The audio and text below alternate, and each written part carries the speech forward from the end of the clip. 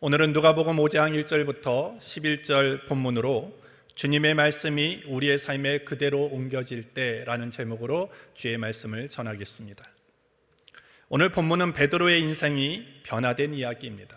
아마 오늘 본문은 여러분들이 신앙생활하면서 최소한 한 번 정도는 아마 들어봤을 것이고 읽어봤을 것이고 아마 설교를 들어보셨을 것입니다. 베드로는 어부였습니다. 평범한 어부가 예수님의 제자가 되었습니다. 평범한 일상에서 예수님을 만나는 그 특별한 사건과 마주치면서 베드로의 인생은 완전히 바뀌게 되었습니다. 베드로의 인생에 예수님이 찾아오시면서 오늘 그 베드로는 예수 그리스도를 위해서 자신의 생명을 바치며 멋진 인생을 살아갈 수 있었습니다. 오늘 우리 주님은 우리의 삶에도 찾아오십니다. 우리도 예수님을 만나면 우리의 삶에 역전이 일어나게 되어집니다. 예수님이 우리 가운데 찾아오시고 우리가 예수님을 온전하게 영접하면 오늘 우리의 삶에도 베드로의 인생처럼 놀라운 변화와 그리고 역전의 그런 역사가 일어나게 될 줄 믿습니다. 오늘 본문을 통하여 주님께서 우리에게 말씀하시는 것이 무엇인지를 잠시 살펴보겠습니다. 첫 번째로 우리 주님은 실패의 현장에 찾아오십니다. 본문 1절부터 2절을 보시면 무리가 옹이하여 하나님의 말씀을 들을새 예수는 게네사렛 호숫가에 서서 호숫가에 두 배가 있는 것을 보시니 어부들은 배에서 나와서 그물을 씻는지라. 본문의 배경이 되는 곳은 게네사렛 호수입니다. 이 호수는 우리가 잘 알고 있는 갈릴리 호수입니다. 갈릴리 바다라고도 보통 얘기를 하는데 그 이유는 뭐냐면 이 호수가 바다처럼 되게 크기 때문입니다. 이 호수는 남북의 길이가 20km라고 얘기를 해요.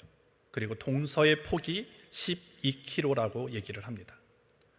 헐몬산으로부터 흘러오는 맑은 물과 그리고 갈릴리 주변의 따뜻한 그런 온천수가 섞여 이루어진 이 호수이기 때문에 이 호수에는 약 200여 종의 다양한 물고기들이 서식하고 있어서 그 호수 주변에 사는 사람들의 어떤 삶의 터전이 되었습니다. 이 지역의 사람들에게 이 갈릴리 호수, 이 게네사렛 호수는요, 삶에 큰 영향을 미치는 곳이었습니다. 2절을 보시면 호숫가에 두 배가 있는 것을 보시니 어부들은 배에서 나와서 그물을 씻는지라. 유대 땅에 있는 이 갈릴리 호수, 게네사렛 호수가의 평소의 어촌의 풍경입니다. 호숫가에는 두 배가 있었는데 어부들은 배에서 나와서 그물을 씻고 있었습니다. 그물을 씻는다는 의미는 뭐냐면 고기잡이를 나갔다가 배가 돌아왔다라는 것이고 그리고 돌아온 바로 직후였다라는 것을 말해줍니다. 어부들에게 고기를 잡으러 나갔다가 돌아와서 가장 먼저 해야 하는 일은 그물을 정비하는 일이었습니다. 왜냐하면 내일 고기를 잡기 위해서 이 그물을 다시 정비하고 준비하는 과정이 있어야지만 내일 고기를 잡을 수 있기 때문입니다. 그런데 오늘 본문에는 정확하게 어부들의 표정에 대해서는 기술하고 있지 않지만 여러 가지 줄거리들을 보면 이 어부들의 표정이 되게 어두웠을 것이다 라는 것을 우리는 예상할 수 있습니다. 힘이 없어 보일 것이고 그리고 여러 가지 실망한 그런 표정들로 있었을 것입니다. 왜냐하면 그들이 고기를 잡지 못했기 때문입니다. 5절 말씀을 보시면요, 시몬이 대답하여 가로되 선생이여 우리들이 밤이 맞도록 수고를 하였으되 얻은 것이 없지만은. 밤이 맞도록 수고를 하였습니다. 그런데 고기를 못 잡았습니다. 그 시몬의 이 밤은요, 철저하게 실패한 밤이었습니다. 베드로는 어떤 사람입니까? 나면서부터 이 갈릴리에서 고기잡이로 아주 삶이 다져 있는 사람입니다. 경험이 풍부한 사람입니다. 그리고 갈릴리 호수에 대한 여러 가지 특징들, 그리고 그 여러 가지 갈릴리 호수가 가지고 있는 여러 가지 그 성격들을 너무나 잘 알고 있는 사람이었죠. 고기잡이의 지식도 풍성한 사람이었습니다. 그러나 지난 밤에는 한 마리도 잡지 못했다라는 것입니다. 베드로가 가지고 있었던 어떤 경험들, 지식들, 그리고 노하우들, 기술들, 이런 것들 아무런 쓸모가 없는 밤이었습니다. 허망한 밤이었죠. 이른 아침 밤새 고기를 한 마리도 잡지 못해 이제 허망한 아침에 오늘 있을 때, 오늘 그 순간에 누가 찾아오셨습니까? 예수님이 찾아오셨습니다. 예수님의 사역은 크게 3대 사역이라고 얘기를 하죠. 가르치시고 전파하시고 고치시는 사역을 하셨습니다. 대중을 향해서 하나님의 말씀이 선포되어질 때도 있었고, 그리고 한 개인을 두고 하나님의 그 말씀, 그 하나님의 나라에 대한 복음에 대한 것을 전하실 때도 있었습니다. 그리고 또 예수님은 가르치는 일에만 전념하신 것이 아니라 때로는 고치시고 회복시키시는 사역도 하셨는데, 오늘 많은 병자들, 온갖 병자들, 귀신 들린 자들, 낙심하고 낙담하고 있는 사람들, 외롭고 고독한 사람들을 친히 찾아가 주셨다라는 것입니다. 그들을 친히 만나시고 그들을 위로하시고 격려하시고 고쳐 주셨습니다. 이와 같이 오늘 예수님은 누구를 찾아가시느냐? 실패한 자를 찾아가시는 분이시다라는 것입니다. 오늘 살다 보면 우리가 풍성하고 넉넉하고 부유할 때도 있지만, 오늘 시몬의 배처럼 내 인생이 텅 빈 배일 때도 있습니다. 베드로가 밤새 열심히 일하고도 아무도 얻은 것이 없는 것처럼, 오늘 우리도 힘쓰고 애쓰며 살아갔음에도 불구하고 헛구물질을 하듯 내 손엔 아무런 것도 있지 않을 그런 인생이 찾아올 때도 있다라는 것입니다. 오늘 시몬과 그의 친구들은 실패의 상심을 안고 지금 있습니다. 왜 내가 고기를 못 잡았을까?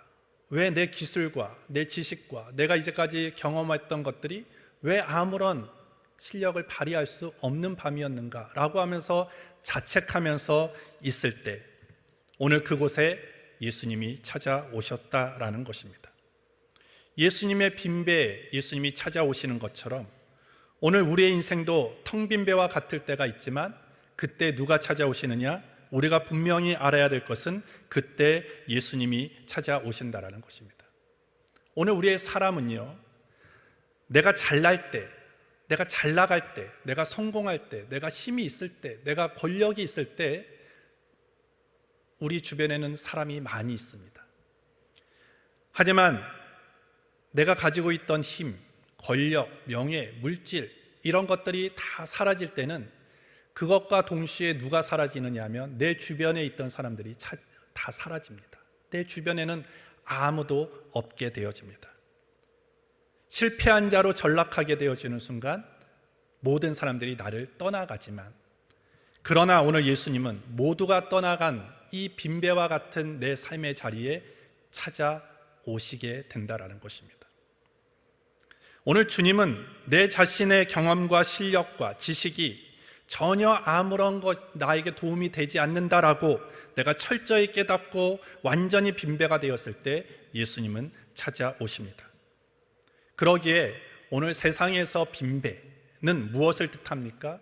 세상에서 얘기하는 빈배와 빈 그물은 실패를 그냥 얘기해 주는 것입니다. 너는 실패한 인생이야, 너는 가능성이 없어 라는 것을 얘기하는 것이지만, 오늘 저와 여러분들, 즉 그리스도인들에게 빈배, 빈 그물은 실패를 얘기하는 것이 아니라 주님이 찾아오시는 순간인 것을 우리는 알아야 되는 것입니다. 주님의 일이 시작되어지는 순간이 빈배일 때입니다. 빈 그물일 때라는 것입니다. 일본 소설가 엔도 슈샤쿠는 이런 얘기를 했습니다. 하나님은 인간의 가장 비루하고 약한 부분, 어떻게도 해볼 수 없는 부분을 통해 말을 걸어오신다. 하나님이 우리에게 말을 걸어오실 때가 언제냐? 모든 사람들이 나를 떠났을 때, 실패하고 텅 빈 배와 텅 빈 그런 그물과 같은 그런 인생을 맞닥뜨렸을 때, 그때 하나님이 우리에게 말을 걸어오시고 우리를 찾아오신다라는 것입니다. 왜 그때 예수님이 찾아오십니까? 그것은 아직도 예수님은 우리의 인생을 포기하지 않았다라고 생각하시기 때문이에요. 오늘 우리는 빈배, 빈 그물을 우리가 경험하면 많은 사람들이 자포자기합니다. 낙심하고 낭망합니다. 내 인생은 여기서 끝인가 보다라고 사람들이 그냥 인생을 그냥 포기하는 경우들이 많이 있습니다. 하지만 그때 예수님이 찾아오시는 것은 너는 포기했다 할지라도 나는 너의 인생을 포기하지 않았다라는 거예요. 예수님이 만약 포기했다라면 내 인생의 내 인생을 바라보시면서 예수님이 포기했다라고 한다면 예수님은 찾아오지 않는다라는 거예요. 예수님이 찾아오신다라는 것은 나는 아직도 너의 인생을 포기하지 않았다는 것일 뿐만 아니라 나는 너의 인생을 역전시킬 수 있다라는 것을 우리에게 말씀해 주는 것입니다. 따라서 오늘 저와 여러분들이 얘기하는 인생의 마지막은 곧 하나님이 일하기 시작하는 때라는 것을 우리는 믿어야 합니다. 따라서 늘 내 마음은 열심히 구물을 던지고 열심히 노력했음에도 불구하고 나는 내 가슴은 텅 비어 있고 내 가정은 텅 비어 있고 그리고 내 모든 사업장도 내 모든 삶도 텅 비어 있을 때 오늘 그때 주님이 찾아오신다라는 거예요. 우리가 해야 하는 일은 무엇입니까? 찾아오시는 주님을 영접해야 되는 거예요. 기쁨으로 영접할 때 오늘 우리의 삶에 다시금 희망과 회복과 변화의 역사가 일어나게 되는 것입니다. 두 번째로 참된 신앙은 하나님의 말씀을 의지하고 그 말씀에 철저하게 순종하는 신앙입니다. 배 곁에서 힘들고 고되고 낙심한 그런 모습으로 그물을 씻고 있는 시몬에게 예수님이 찾아오셨습니다. 그리고 베드로에게 두 가지를 말씀하셨습니다. 3절부터 4절을 보시면 예수께서 한 배에 오르시니 그 배는 시몬의 배라 육지에서 조금 뛰기를 청하시고 앉으사 배에서 무리를 가르치시더니 말씀을 마치시고 시몬에게 이르시되 깊은 데로 가서 그물을 내려 고기를 잡으라. 첫 번째 베드로에게 말씀하신 것은 배를 육지에서 조금 띄우라는 것입니다. 예수님이 가시는 곳마다 많은 무리들이 쫓아옵니다. 오늘 게네사렛 이 지방에도 예수님이 많은 대중들을 향해서 말씀을 가르치실 때 그때는 스피커라는 게 없지 않습니까? 그래서 가장 많은 사람들에게 더 효과적으로 그 예수님의 목소리가 전달되기 위해서는 그 호숫가에서 불어오는 이 바람을 등지고 소리를 외칠 때 훨씬 육지에 있는 많은 사람들에게 더 멀리 예수님의 목소리가 전달되어질 수 있기 때문에 오늘 예수님은 호숫가에 가서 베드로의 빈배를 빌리고자 했다라는 것이죠. 그때 상황은 베드로의 상황은요, 예수님의 요구를 들어주기가 쉽지 않은 형편입니다. 사람의 마음이 무엇입니까? 내가 전날 밤에 고기를 많이 잡았으면 내 배가 고기로 가득하면 우리의 마음은 좀 여유로워요. 그리고 관대해집니다. 그러니까 어떤 요구를 하고 어떤 부탁을 해도 내 마음이 열려져 있기 때문에 그냥 그런 좀 심한 요구와 요청도 부탁도 들어줄 수 있는 것이 아마 우리의 마음이죠. 하지만 오늘 이 베드로의 상황은 어떻습니까? 온갖 고생을 하고 밤새도록 그물을 던졌지만 한 마리도 고기를 잡지 못했습니다. 짜증이 납니다. 불평이 나올 수밖에 없습니다. 그럴 때 오늘 예수님이 베드로에게 요구를 하십니다. 내가 네 배를 좀 써야 되겠다라는 거예요. 배를 좀 띄우라는 것입니다. 그럴 때 보통 사람들 같으면 어떤 반응을 보이겠습니까? 가르칠 데가 없어서 이 바닷가까지 와서 이 호숫가까지 와서 가르치십니까? 아무데나 가르치면 될 것을 하필 여기에 와서 또 고기도 한 마리도 잡지 못해서 내가 지금 힘들어하고 또 지금 여러 가지로 마음이 어려운데 굳이 내 배에 앉아서 내 배를 빌리겠다고 지금 하십니까? 라고 여러 가지 이유를 대면서 불평을 했을 것입니다. 충분히 불평할 수 있는 일이죠.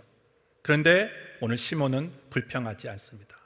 귀찮고 그리고 불평이 일어나는 일임에도 불구하고 오늘 예수님의 요청에 그대로 베드로는 응하게 되어집니다. 두 번째 말씀이 있습니다. 그것은 깊은 데로 가서 그물을 내려 고기를 잡으라는 것입니다. 그 당시에 고기를 잡는 이치에 전혀 맞지 않는 요구였습니다. 아침이 되면 물고기가 먹이를 구하려고 얕은 물로 올라온다고 하죠.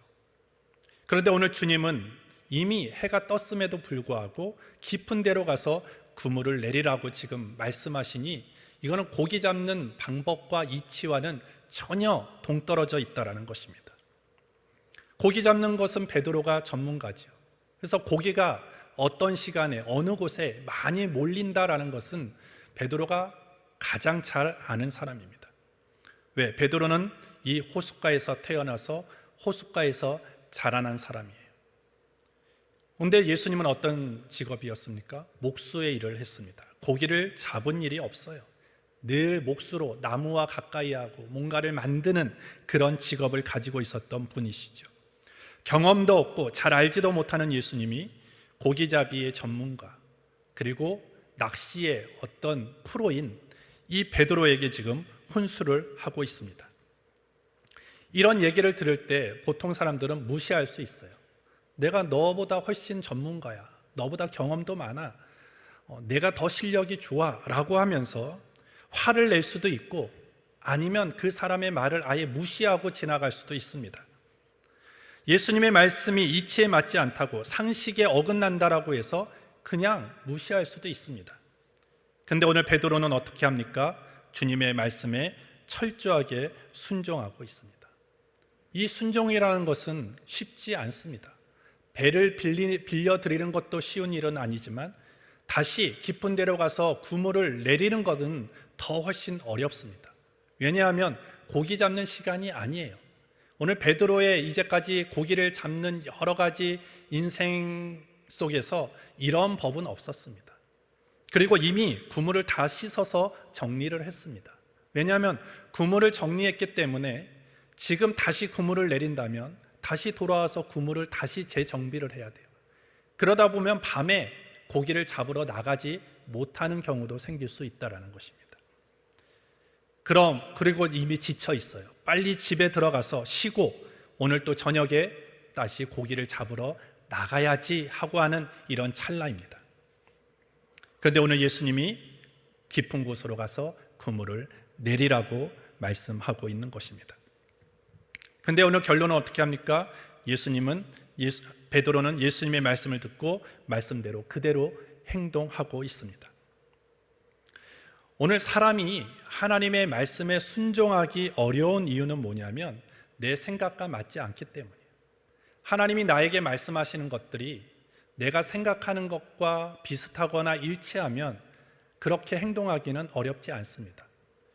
근데 하나님이 요구하는 것이 내가 생각하는 거하고 그리고 내가 살아왔던 방식하고 내가 경험해왔던 거하고 많이 떨어져 있다라고 하면 사람들은 잘 순종하려고 하지 않습니다.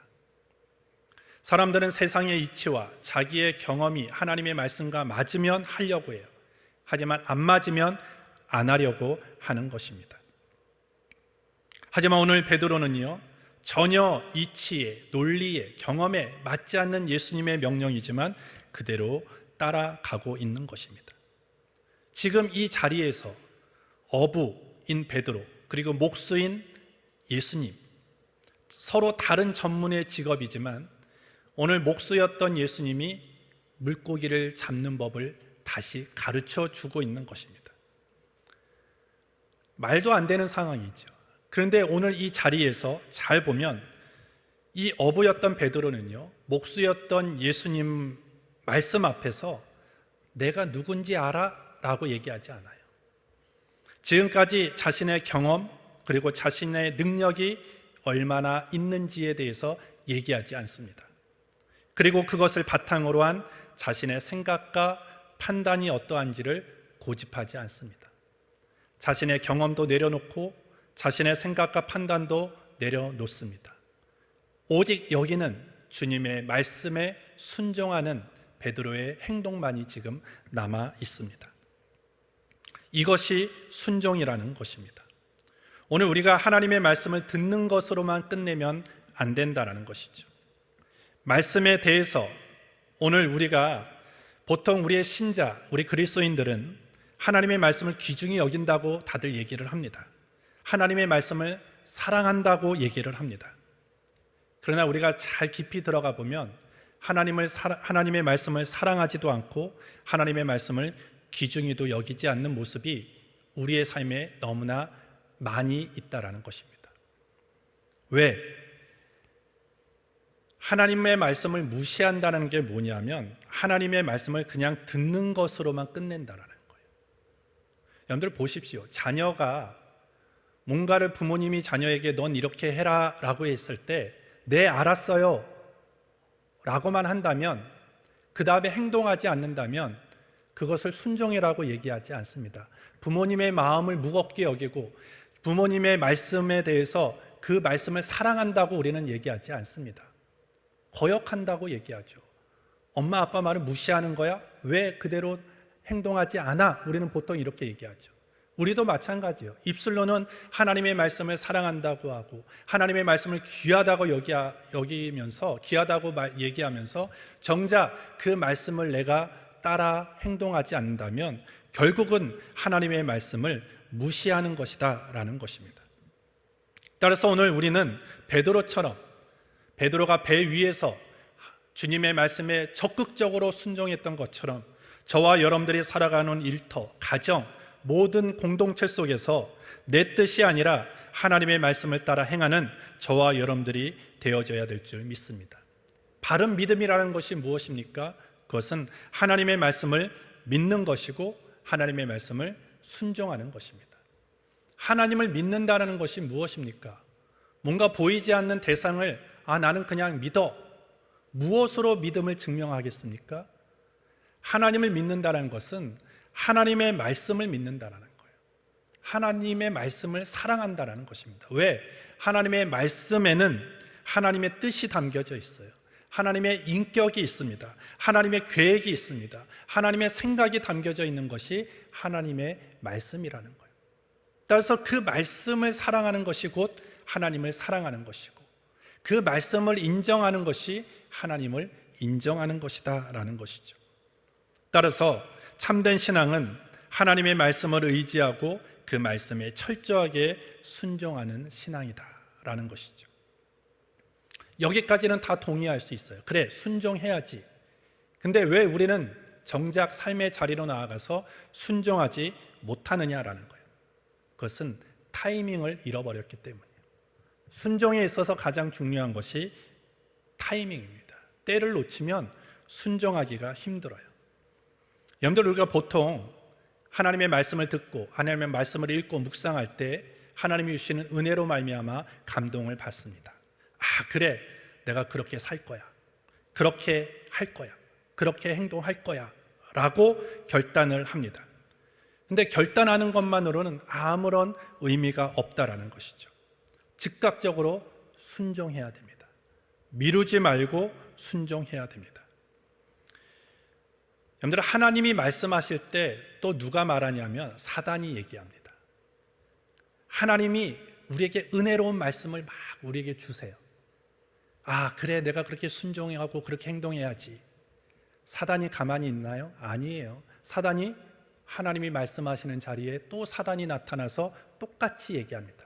야, 그렇게 살 필요 없어.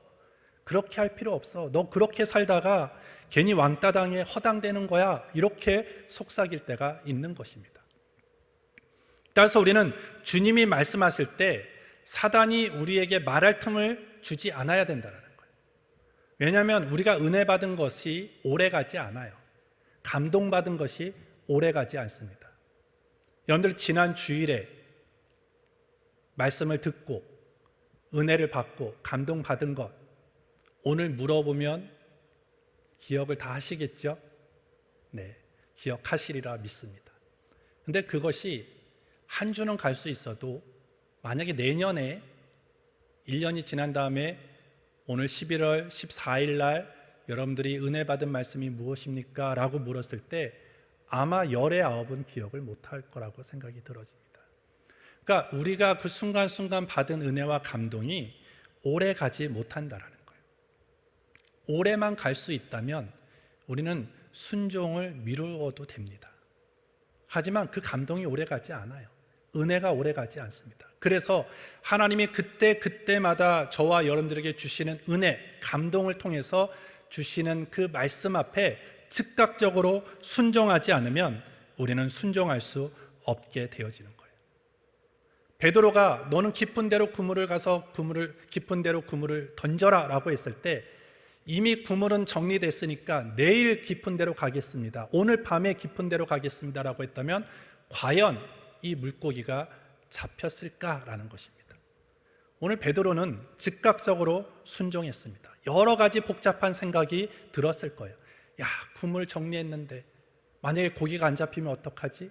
그러면 또 헛수고고 또 더 힘들고 또 그물을 재정리하는데 오랜 시간이 걸릴 텐데 이거는 힘들 것 같아. 여러 가지 복잡한 생각이 일어났을 수도 있어요. 하지만 그것을 뚫고 그물을 던질 수 있었던 것은 미루지 않았기 때문이다라는 거예요. 사단이 우리의 신앙 가운데 가장 잘 쓰는 방법이 있어요. 미루게 하는 것입니다. 내일 하자, 모레 하자, 다음에 하자 라고 하는 거예요. 기도 다음에 해. 그래, 기도 중요해. 기도는 해야 돼. 하지만 오늘은 하지 마. 내일 해. 예배 중요해. 예배의 자리에 와야지. 하지만 오늘은 하지 마. 다음 주에 와도 돼. 이렇게 우리를 미루게 하는 것이 사단의 방법이라는 거예요. 그러면 절대 우리는 순종할 수가 없게 되어지고, 순종하지 못하면 우리 안에 나타나는 일들이 뭐냐면 신앙의 활력이 없어진다는 거예요. 왜?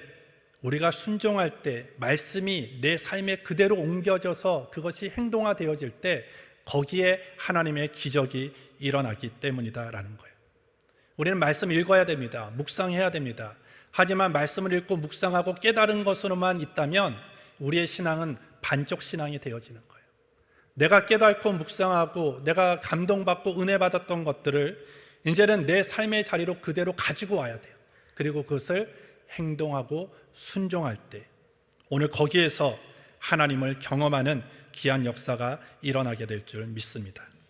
오늘 우리는 하나님의 말씀을 듣고 고민하는 사람이 많아요. 하나님이 왜 저와 여러분들에게 말씀하십니까? 고민하라고 말씀하는 것이 아니라 순종하라고 말씀하시는 거예요. 근데 우리는 많은 사람들이 하나님의 말씀이 선포되어질 때 순종하지 않고 고민합니다. 우리는 바꿔야 돼요. 하나님의 말씀이 들려지고 하나님이 우리에게 도전하여 주시는 말씀, 그 말씀 앞에 우리는 고민하지 말고 순종하는 저와 여러분들이 되기를 주의 이름으로 축복합니다. 그래서 하나님의 말씀, 그 묵상의 완결은 뭘로 완결되어지느냐? 순종으로 완결되어지는 거예요. 나는 아직 순종하지 않았어. 그러면 그 말씀은 아직 내 삶에 완결되지 않은 거예요. 오늘 말씀에 의지하여 내가 그물을 내리리이다, 이것이 없었으면 베드로는 계속 빈 그물, 빈 배의 인생이 되어지는 거예요. 마찬가지입니다. 오늘 저와 여러분들에게도 아무리 행동이 있다 할지라도 하나님의 말씀 없는 행동은 오늘 베드로의 빈 배, 빈 그물과 같은 인생일 수밖에 없는 것이에요. 어떠한 역사도 어떤 일도 일어날 수가 없습니다. 오늘 우리가 하나님의 말씀 앞에 순종할 때 그 시간에, 그 순간에 하나님이 개입하시는 거예요.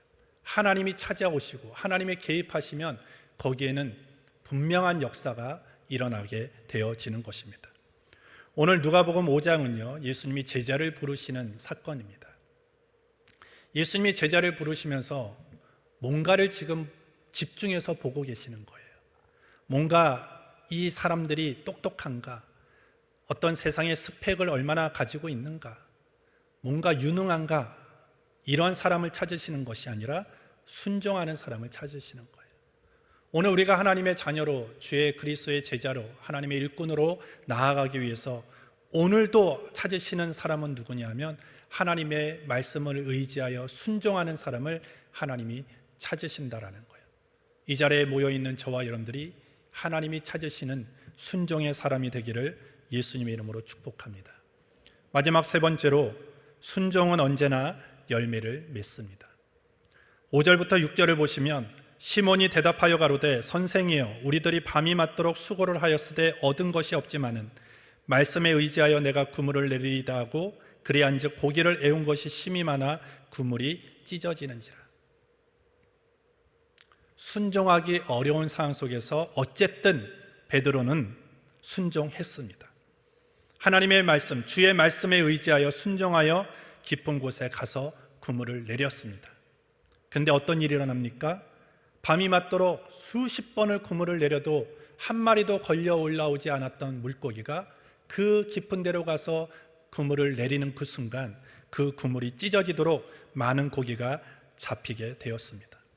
두 척의 배가 물이 잠길 만큼 많은 고기가 잡혔습니다.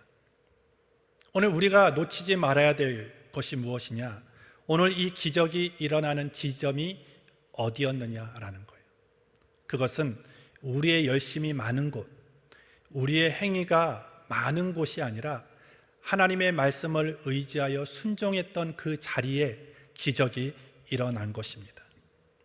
어떤 사람은 나는 부지런히 살았는데, 나는 한 번도 다른 곳 쳐다보지 않고 최선을 다해서 인생을 걸어왔는데 왜 내 인생은 이런지 모르겠다. 왜 내 인생은 여전히 빈배와 같고 빈 그물 같은가? 이렇게 얘기하는 사람들이 있죠. 오늘 베드로의 고백처럼 밤이 새도록 수고하였으나 잡은 것이 없지만 이것이 우리의 인생의 모습일 때가 있습니다. 하지만 베드로의 인생도 그랬지만 오늘 베드로의 인생이 빈 배에, 빈 그물에 물고기가 가득 채워지는 그 순간은 언제였습니까? 자기의 열심, 자기의 행위가 있었던 것이 아니라 말씀을 의지해서 순종하며 나아갔던 그 지점, 그 시점, 거기에 기적이 일어나게 된 것입니다. 하나님이 그 베드로의 그물 속에 기적을 허락하셨고 놀라운 은혜를 부어주셨다라는 것입니다. 따라서 말씀을 의지한 사람은, 말씀 앞에 순종한 사람은 반드시 거기에는 열매가 있습니다. 하나님이 은혜를 부어주십니다. 하나님이 기적을 베풀어 주시는 것입니다. 그렇다면 오늘 우리는 신앙생활을 오래 했음에도 불구하고 왜 내 삶에는 이와 같은 그런 기적을 경험하지 못하느냐? 이런 하나님의 그 은혜를 나는 왜 경험하지 못하는가? 그것은 말씀과 나의 행동이 분리되어 있기 때문에, 말씀과 행동이 일치돼야 되는 거예요. 오늘 말씀과 행동이 분리된 사람들의 특징은 뭐냐면 하나님의 말씀을 그냥 윤리로 들어요. 지혜로 들어요. 그리고 교훈으로만 들으려고 합니다. 그 말씀이 얼마나 파워가 있는지, 그 말씀이 얼마나 능력이 있는지는 관심이 없어요. 그냥 성경을 읽고 설교를 듣고 하나님의 말씀을 듣더라도 그냥 도덕, 윤리, 철학, 사상, 개념 이런 것으로 받아들이니까 기적이 일어날 수가 없는 것이죠. 하지만 우리가 성경을 들여다봐도 하나님의 말씀을 듣더라도 오늘 그 말씀은 능력이다. 왜? 이 세상 천지 만물이 무엇으로 창조되었습니까? 하나님이 말씀하시되 하나님의 말씀으로 이 세상 만물이 창조되었습니다. 하나님의 말씀으로 죽은 자가 살아났습니다. 하나님의 명령대로 했을 때 바다가 갈라졌습니다. 안전뱅이가 일어난 것입니다. 마찬가지로 오늘 우리도 하나님의 말씀을 순종하고 그 하나님의 말씀을 내 삶에 그대로 옮겨와서 살아갈 때만이 오늘 우리의 삶에는 기적의 삶이 되어질 수 있는 것입니다. 하나님의 말씀을 여러분들의 책상에만 두면 안 돼요. 하나님의 말씀을 여러분들이 앉아있는 그 자리에만 갖고 있으면 안 돼요. 하나님의 말씀을 어디로 옮겨와야 됩니까? 여러분들의 삶에 그대로 옮겨와야 돼요. 그리고 실천해야 돼요. 순종해야 되는 거예요. 그래서 하나님 오늘 예수님의 말씀대로 했을 때 물고기가 가득 채워졌다라는 것이죠. 근데 이상한 것이 있습니다. 이와 같은 기적을 체험한 베드로의 반응이에요. 너무나 좋지 않겠습니까? 이게 웬일이야. 환호성을 지를 수 있고 이게 2배에 정말 배가 가라앉을 정도로 물고기가 잡혔으니까 오늘 경제적인 나에게 이득은 얼마나 되는가? 어마어마할 것이다 라고 생각하면서 아마 예수님께 감사를 해야 됐을 거예요. 근데 오늘 베드로는 예수님께 감사하지 않아요. 오히려 어떻게 얘기합니까? 8절을 보시면 시몬 베드로가 이를 보고 예수의 무릎 아래 엎드려 가로되 주여 나를 떠나소서 나는 죄인으로소이다. 자기가 환호성을 지르는 것보다 그래 오늘 나는 성공했어 라는 것을 지금 자랑하기보다는 그가 먼저 한 것은 뭐냐면 자신이 죄인인 것을 깨달아요. 자기 자신이 누군가 베드로는 자신을 발견하게 되어집니다. 아, 내가 이 갈릴리 호수에 대해서 가장 잘 알고 있다라고 자부했는데 아니었구나. 나보다 더 잘 알고 있는 분이 있었구나. 그리고 그 능력의 예수님을 바라보면서 아, 그분은 정말로 호숫가, 갈릴리 호숫가의 그 깊은 곳까지도 다 꿰뚫어 보시는 그 하나님이기에 오늘 내 마음이 어떤지, 내 여러 가지 삶이 어떤지를 꿰뚫어 볼 수 있는 분이시구나라는 것을 깨달았을 때 내가 주님 앞에 죄인인 것을 철저하게 깨닫게 되어집니다. 따라서 우리가 주님이 찾아오시고 주님을 진짜 만나면 우리는 늘 무엇을 고백하느냐? 나는 주님 앞에 죄인입니다. 나는 주님 앞에 연약한 자입니다. 라는 것을 고백할 수밖에 없고, 그리고 더 나아가서 베드로는 자신의 모든 것을 버려두고 예수님을 따르게 되었습니다. 11절을 보시면 저희가 베드로를 육지에 대고 모든 것을 버려두고 예수를 쫓으니라. 내가 죄인이라는 사실을 깨닫고 회개하고 주님 앞에 나아가면 주님의 용서와 은혜를 경험하게 되고요, 그 순간부터 정말 우리가 무엇을 붙잡고 무엇을 바라봐야 되는지를 알게 되어집니다.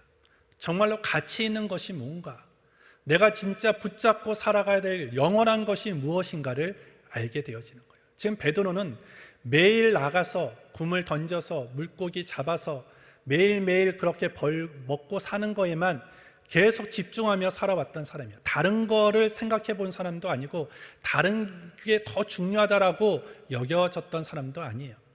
그러나 예수님이 찾아오시는 예수님을 만나고 예수님 앞에서 자신이 죄인인 것을 깨달았고 그 용서와 은혜를 경험한 다음에 아, 정말로 내 인생 가운데 중요한 것이 뭔가, 가치 있는 것이 무엇인가를 지금 깨달은 거예요. 그래서 자신이 지금 가장 중요하다라고 여긴 것을 버려두고 가장 소중한 가치 있는 것을 붙잡기 위해서 예수님을 쫓아가는 것입니다. 제가 몇 주 전에 설교한 것이 있습니다. 하나님의 나라의 비유죠. 값진 진주를 얻기 위해서 자신이 이제까지 모아둔 모든 진주를 파는 진주 장사처럼, 그리고 감추어진 밭의 보화를 자기 것으로 만들기 위해서 자기가 있는 모든 재산을 팔아서 그 밭을 사는 것처럼, 사람들은 왜 미련한 행동을 하느냐라고 얘기하지만 진주 장사는 그 가치를 알아본 거예요. 그리고 밭에 숨겨진 보화를 찾아내는 사람은 그 보화가 얼마나 귀한 보화라는 것을, 그 가치를 알아봤기 때문에 그런 행동을 한 것입니다. 오늘 우리도 마찬가지입니다. 진짜 깨달은 사람, 진짜 가치 있고 진짜 영원한 것이 무엇인가를 아는 사람은 이제까지 내가 포기하지 못하고 버리지 못했던 것들을 이제는 포기할 수 있는 결단이 생겨나게 되는 것입니다. 오늘 베드로처럼 여러분들의 직장을 다 그만두라는 얘기가 아니에요. 여러분들의 일상의 생활들을 다 포기하라는 것이 아닙니다. 모든 생활 삶의 자리에서 정말로 우리가 붙잡아야 될 것이 무엇이고 가장 포기하지 않아야 될 것이 무엇인가를 깨닫고 살아가라는 주의 말씀이라는 것입니다. 오늘 이 육부 예배에 나온 저와 여러분들의 삶에 하나님의 말씀이 현실로 되어지기를 주의 이름으로 축복합니다. 성경에 있는 수많은 그런 스토리들이 저와 여러분들의 삶에 재현되어지는 그런 은혜가 있기를 주의 이름으로 축복합니다. 하나님의 말씀이 이 성경 안에만 그냥 문자적으로 기록되어 있는 것이 아니라 이 말씀이 여러분들의 삶에 툭툭 튀어나와서 우리의 삶을 활기 있게 만들고 다이나믹하게 만들고 생명력이 넘치게 만들고 파워풀하게 만드는 그런 역사가 우리의 삶에 나타나게 되기를 주의 이름으로 축복합니다. 여러분들, 베드로의 인생을 바꿔놓은 것이 거창한 문구가 아닙니다. 오늘 베드로의 인생을 바꿔놓은 건 아주 짧은 문장입니다. 말씀을 의지하여 내가 그물을 내리리이다. 이 말씀이 베드로의 인생을 바꿔놓은 거예요. 삶의 방향도 바꾸고 삶의 목적도 바꾸고 삶의 태도도 바꾸고 결국은 주를 위해서 정말 충성되이 일하는 하나님의 귀한 그런 사도가 된 것입니다.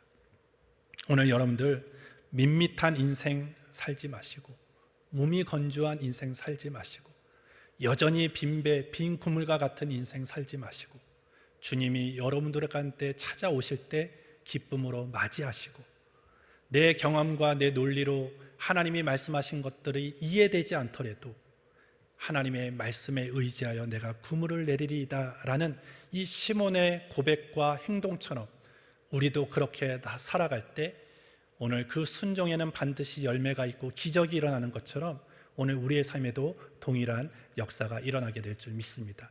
그리하여 오늘 우리의 입술을 통해서 늘 하나님의 살아계심이 우리의 기도에 응답하시는 하나님의 그 기적의 역사들이 날마다 고백되어지고 선포되어질 수 있게 되기를 주의 이름으로 축복합니다. 하나님 아버지 감사합니다. 오늘도 이 자리로 우리를 불러주셔서 하나님을 예배하게 하신 것을 감사합니다. 우리가 하나님 앞에 서 있지만 여전히 내 경험과 지식과 능력이 얼마만큼인지를 자랑하며 살아왔습니다. 내 판단과 생각을 주의 말씀 앞에 꺾지 아니하고 그것을 이루기 위해서 고집했던 나의 어리석음을 주께서 용서하여 주시옵소서.